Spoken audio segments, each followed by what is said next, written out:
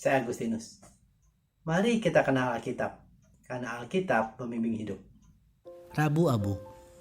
Rabu Abu adalah hari pertama masa Prapaskah. Masa Prapaskah ini adalah masa pantang dan puasa. Kita akan membahas perihal pantang dan puasa pada edisi Kenal Alkitab Rabu depan. Pada edisi kali ini, kita akan belajar perihal Rabu Abu dan masa Prapaskah.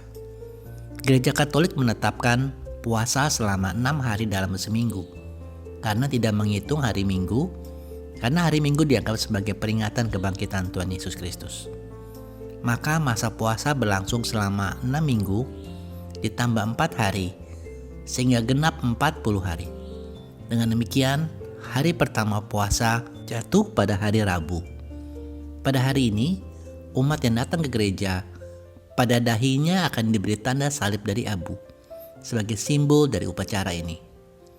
Abu ini berasal dari daun-daun palma yang telah diberkati pada perayaan Minggu Palma tahun sebelumnya, yang telah dibakar.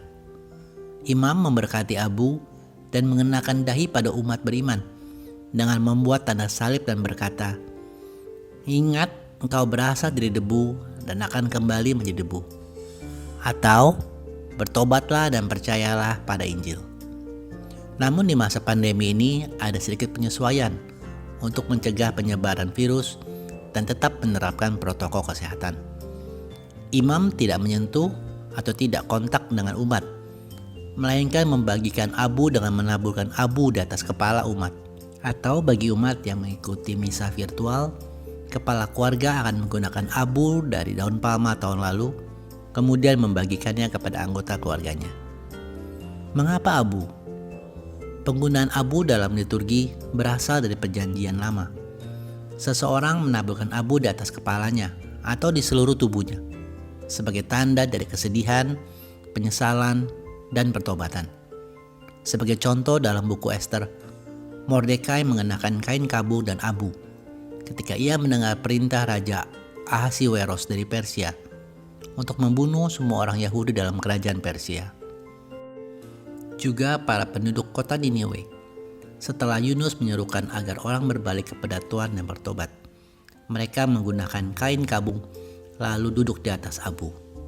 Contoh-contoh dari Perjanjian Lama di atas adalah bukti dari praktik penggunaan abu dan pengertian umum akan makna pertobatan yang dilambangkannya.